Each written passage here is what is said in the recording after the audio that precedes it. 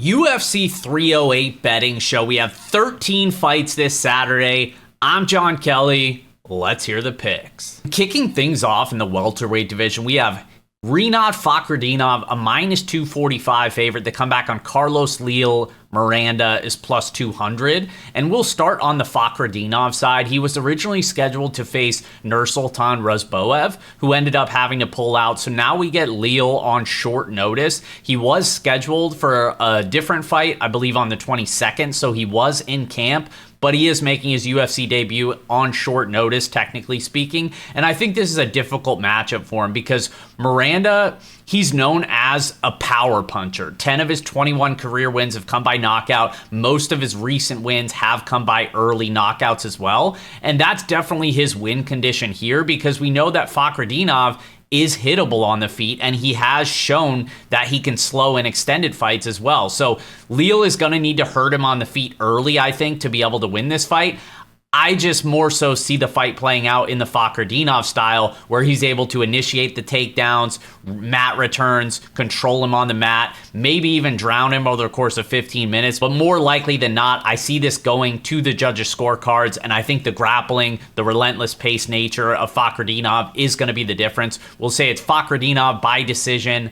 That's the official pick. And next fight up, we have Ismail Nardev making his return to the UFC, now at 185 pounds. He's currently a minus 175 favorite. The comeback on Bruno Silva is plus 145. And honestly, I gotta say, I disagree with the steam on Nardev. We basically have just seen one-way action for Nardev since the open, and I honestly don't get it because Nardev, I don't think has made many improvements since his first go around in the UFC. Of course, that was at the welterweight division. He ended up going 2-2. All 4 fights went the distance as well. He's typically a low volume guy on the feet. He's got some powerful leg kicks, but he's low volume, wants to stay on the outside, kick legs. Occasionally he can mix in the grappling. And he does have some submission victories, but I feel like the line movement here is just basically assuming that he's going to come in here with a grapple-heavy game plan and have a ton of success doing so. And that's where I tend to struggle because even though Bruno Silva, people are down on him because of the recent, it hasn't been pretty. He's lost a ton of his recent fights. He's been hurt. He's been submitted 7 times in his career. But I think there's some things that you can take away that are positive for Silva. Even in those fights that he's losing, he's having moments of success. He's a powerful striker on the feet. 20 career knockout victories. I actually think he's going to have the power advantage while the fight plays out on the feet. I also think he's actually probably got the durability edge, which might be a hot take because Nardev has been finished in 4 of his 7 professional losses. He's also been finished by a much lower level of competition than the guys that Bruno Silva's been facing. And this is just one where I think it's off here. Nardev's going to have to prove it to me. It's his first time up at the middleweight division, one of his tougher tests in terms of stylistically speaking. So it's just one where minus 175 I think is crazy. There's got to be some value on the Silva side. I think there's potentially some value on overs or GTD as well. So I'm going to say it's Silva by decision. That's the official pick. And next up, we have Basharat, one of the biggest betting favorites on the card, minus 675 with the comeback on Victor Hugo at plus 490. And this is one where I feel like the market is giving a little bit too much respect to Basharat, and I feel like I say that in a lot of his fights, and I fully expect him to get out there and get the job done, get his hand raised. But I think some of these numbers are kind of crazy, particularly the Hugo by submission number at 35-1. I believe that's his win condition. Very low probability outcome, but the dude certainly changed submission attempts together. And I expect there to be a fair bit of grappling in this spot with Basharat mostly controlling those exchanges. Basharat's a very well-rounded guy. I think he's going to be the better striker on the feet. I lean with Hugo having a little bit more power. So I think if you want to bet this fight, maybe you target some Hugo in the finishing only markets or the long shot submission numbers as well. I just feel like some of those numbers are a little bit crazy. I do fully expect Basharat to consistently win rounds though, And so the official pick is going to be Basharat by decision. But at this number, I don't have any interest in betting him. I don't even like him on DraftKings either. I think he's super expensive and doesn't really have the type of ceiling that we're looking for on this slate. Next up, we have a heavyweight matchup between Kennedy Nzechukwu, the biggest betting favorite on the card at minus 750, with the comeback on Chris Barnett at plus 525.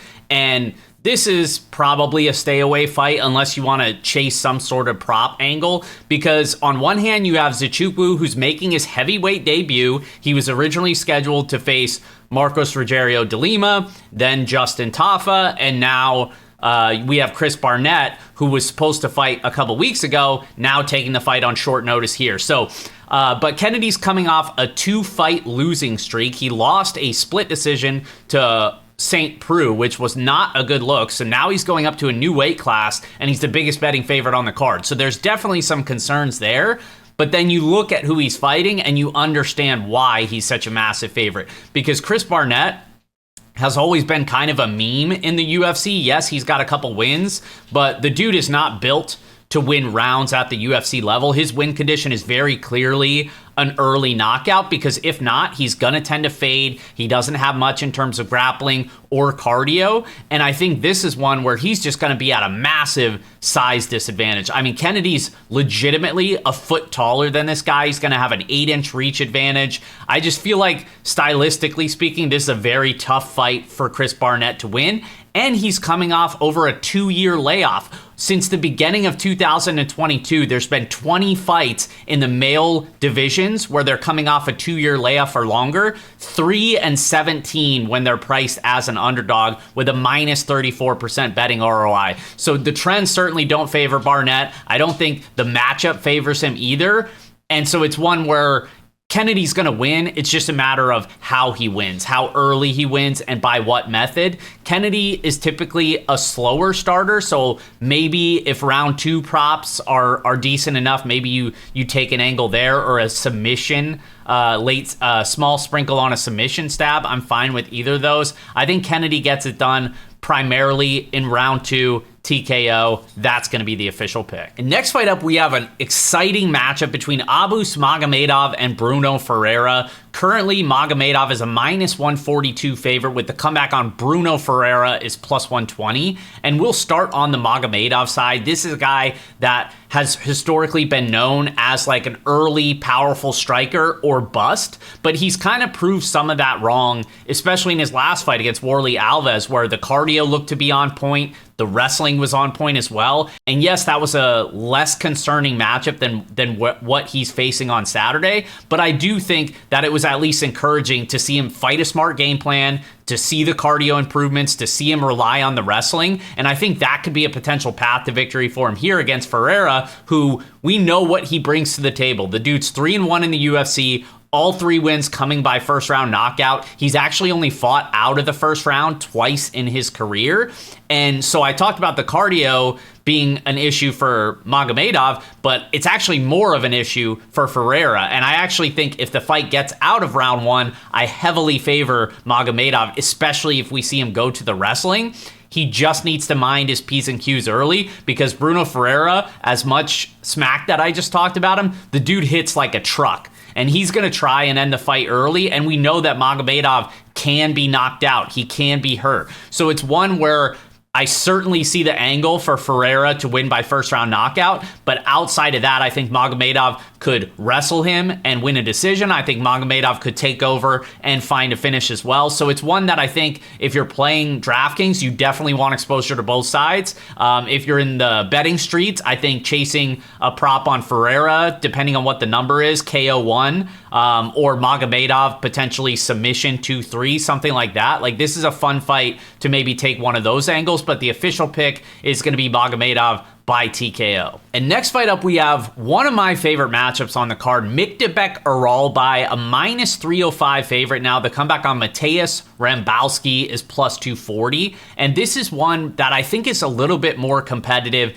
than the betting odds suggest, because Rebecky, very well-rounded dude. He's got power on the feet. He moves forward relentlessly and has a heavy overhand left that he looks for repeatedly in his fights. And he's willing to take risks on the feet because he's actually actually more capable on the mat, and he wants to take things to the mat. So he's willing to kind of swing out of his shoes because he's not scared about going to the ground, because he's got very good grappling once he gets there. He averages around 4 takedowns per 15 minutes himself, and I would expect there to be a good amount of grappling here because Aralbai, that's what he wants to do. You know, I mentioned Rumbowski trying to take things to the mat. Aralbai, that's exactly what he's looking to do in all of his fights. He averages just under 7.5 takedowns per 15 minutes. The dude pushes a relentless wrestling pace, and even though his control could be better, he just drowns guys a lot of times because it's just constant with the takedowns, the mat returns, and he's constantly doing something too. He doesn't have a ton of power,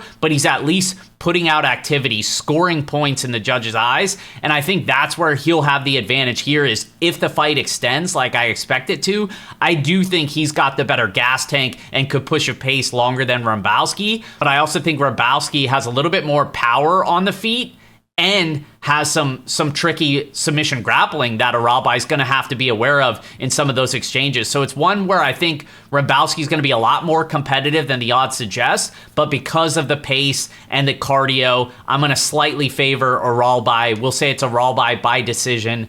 That's the official pick. Next fight up, we have Jeff Hands of Steel Neal, a minus 285 favorite currently with Rafael Dos Anjos on the comeback at plus 230. And for starters, we'll just point out that Dos Anjos' 40th birthday, shout out to him, is actually on fight day, on Saturday. So shout out to him. He's a legend of the fight game, and he's proven, even at this stage in his career, he's going to be very competitive with most guys in the division. Where I could see him having a path to victory is if he's able to implement the grappling, because that's where I would expect him to have an advantage here. I just worry that the size is going to be a factor because he is undersized for the division. He's going to be giving up a little bit in that category. And Neal is somebody that has struggled at times if you get him down, but it's not super easy to get him there. And I think on the feet, it's going to be competitive, but I do favor Neal to get the better of most of the exchanges. So while I do see it being somewhat competitive, there's also a little bit of risk for some potential drop off from Dos Anjos since the last time we saw him.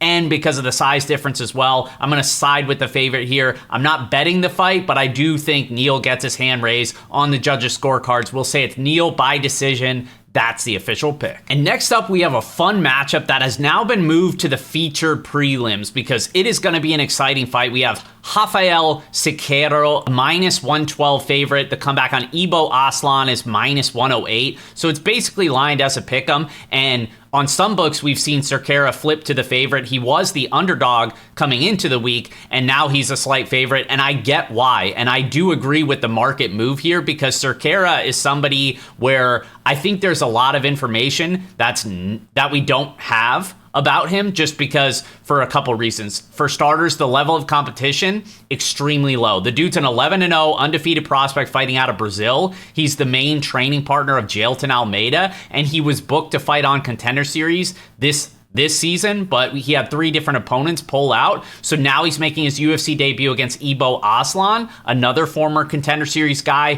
who just had a win over Anton Turkalj, who also gave him his only professional loss on the regional scene. And this is a matchup where I certainly see the path for both guys. They're both powerful. They both can hurt each other on the feet, and they both likely have some cardio deficiencies. But I still think there's some upside on the Cerrera side because I've never been an Ibo Aslan believer. The dude also fought a very poor level of competition prior to coming into the UFC, and I'm not convinced that he shored up a lot of the concerns I had with him basically throughout his career. The dude throws really heavy leg kicks, which are great, but outside of that, his hands are very sloppy. He's winging these hooks from left field, like no sense of defense. He's very hittable in striking exchanges. Even against Turkalj in his last fight, his eye closed up. You know, anytime this dude faces any type of adversity, which hasn't happened often, I don't like the way he looks. That first Turkalj fight where he basically just gifted him the submission there, I don't trust his defensive grappling whatsoever. We just weren't able to see Turkalj get him to force him to defensively grapple the last time out, and Turkalj is also a punching bag on the feet. So this is one where Cerrera is a black belt in Brazilian Jiu-Jitsu. I mentioned he trains with Almeida. Almeida's been asking the UFC to give him a look for a year or so. Like, I feel like Cerrera is going to have a pretty big, substantial grappling edge if he can get the fight there. And I also think on the feet, he's not drawing dead whatsoever. The dude is much more technical than Oson is on the feet. He's also got some very heavy body kicks that he's finished multiple opponents with. And yes, the concern, he rarely fights out of the first round, so we don't know if he's even going to have the cardio edge if the fight gets extended. And the level of competition has been extremely low. So that's where you kind of have to, there's going to be some amount of uncertainty in this fight, but people, you hear it all the time. It's like, oh, you can't bet this fight. We don't know what he looks like against real competition, or we don't know what X, Y, and Z is. But what we're always failing to realize is a lot of those times, uncertainty is also able to work in your favor. Like, what happens if, like, everybody's dreading, oh, well, what if he just looks terrible once he fights somebody better? Or what if he looks horrible outside of round one? 100% that's possible. It's also likely baked into the line. There's also a possibility that he looks better than what we've seen because we don't have that much footage. It's also possible his cardio looks better. Like, uncertainty can also work in your favor. And that's why I enjoy a lot of these contender series style of matchups where the information is not as concrete, and that's where I think there's opportunity to have an edge. So I like the Cerrera side. I like him on the money line. I already bet his submission prop at plus 750. I also took very small stabs at sub 2 and sub 3 if the fight does get extended. Again, I just kind of think Aslan's a quitter. Maybe I'm wrong, but I think these numbers are very good. So I'm going to side with Cerrera, the newcomer. I agree with the line move, and I think he gets his hand raised. We'll say it's Cerrera by submission. That's the official pick. And kicking off the main card here, we have Shera Magomedov, a minus 162 favorite. The comeback on Armen Petrosyan is plus 136. And this is a matchup that both guys are actually very similar. They're both very high-level kickboxers, and they both want to do kind of the same thing. They like to keep the fight at range, manage their distance, and really just blast away with the leg kicks. And that's something that Magomedov very consistent with. High volume striker, going to be blasting those leg kicks nonstop. He's actually shown really solid cardio as well. Durability checks out. I think he's a pretty solid fighter. The concern is that his defensive grappling is no good. He can give up takedowns. He can give up control time. Fortunately for him, he's not facing an aggressive grappler in Armen Petrosyan, who, like I said, is very similar. He wants to keep the fight on the feet. Petrosyan's actually been matched up really unfavorably. He's faced a ton of aggressive grapplers where he's been taken down and having to consistently work back to his feet and get the better of the striking exchanges. So now he's going to have somebody that wants to stand in front of him, trade at range. I think this is going to be a very competitive fight. These guys have apparently trained together in the past as well, but it's just one that I expect to be a very close kickboxing fight that either guy's capable of winning. I slightly favor the Magomedov side. Not super confident there, and I do expect the fight to play out very closely. The official pick is going to be Magomedov by decision. And next fight up, we have Lerone Murphy, a minus 290 favorite with the comeback on Dan Ige at plus 235. And this is another one that I've said about a couple other matchups in this fight where I just think the favorite is being overvalued in this spot. And I feel like this is a case of recency bias because you look at Murphy's last fight, main event against Edson Barbosa, and he beat the brakes off of him. He looked career best, I thought, in that fight. Super aggressive. The striking was on point. The wrestling was on point as well. Like, the dude is very well-rounded, make no mistake about it. But I also think at times in the past, there's been times where the volume hasn't been there, and he hasn't been doing enough to put a stamp on rounds. He's also never been able to defend takedowns. He defends takedowns at under 50% in the UFC. And on the flip side, Dan Ige is coming off a short notice loss against Diego Lopez. He's also fought a much higher level of competition than Lerone Murphy, even with them having a similar opponent. Like, Ige fought Barbosa 4 years ago. So I feel like that's part of why this line is where it is because they're equating them both fighting Barbosa and Murphy looking better. But Murphy fought a much different, much older, much more shop-worn version of Barbosa, and I feel like that's kind of why he's being overvalued here. on the feet, I do think this fight is going to be competitive because Ige is going to be just as good with the striking. I do expect Murphy to have the advantage with the leg kicks, the body kicks, but I think Ige could potentially mix in some grappling. At times, he's been the one being taken down, being controlled, but that's been against aggressive grapplers, and that's typically where he struggles because on the feet, he's going to have the power advantage over Murphy. I also think he's the better submission grappler as well, and I just talked about Murphy struggling to defend takedowns himself. I wouldn't be surprised at either guy mixing in a takedown or two, but I think Ige is the better submission grappler if the fight hits the mat. So it's one where I feel like there's value on the underdog here, and I'm going to go with Dan Ige. I feel like he's impressed me over his last couple fights, even against much tougher matchups than this, and this is just one that I see it playing out super competitively and one that I think Ige could potentially have a couple advantages. So we're going to say it's Ige by decision. That's the official pick. Next fight up, we have Magomed Ankaliev, a minus 375 favorite. The comeback on Alexander Rakic is plus 295.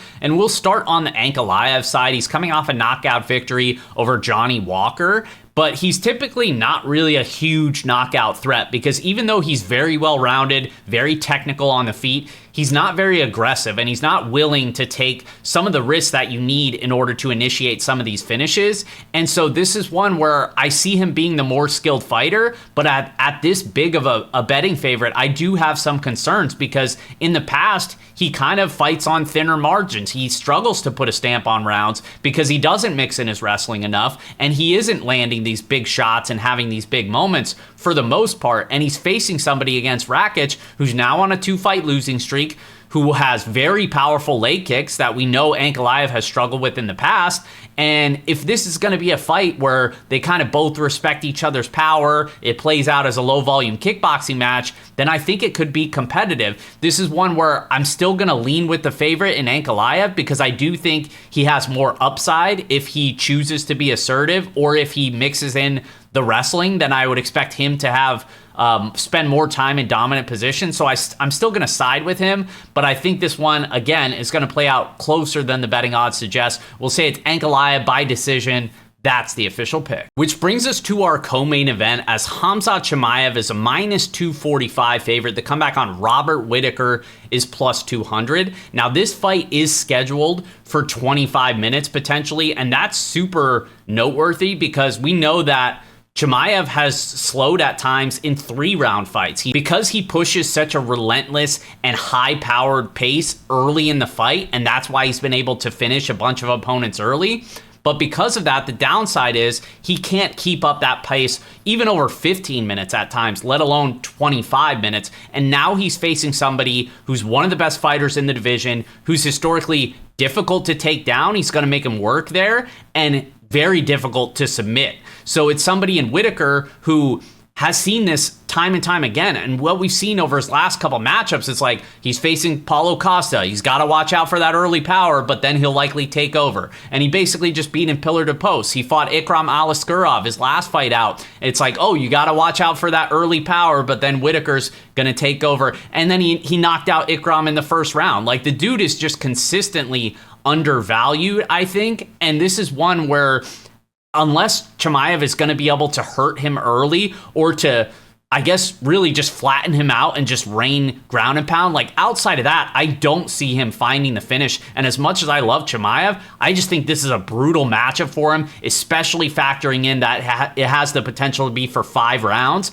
because that's where I think it clearly favors Robert Whitaker outside of that first round, and especially if it reaches the championship rounds. So at plus 200, I think there's got to be value on the underdog here in Whitaker, and I am going to be getting involved at some point here. I do expect Chamiev to even take a little bit more steam coming to fight day, so I'm going to end up waiting a little bit, but I like Whitaker here. I think he's easily the toughest matchup for Chamiev yet.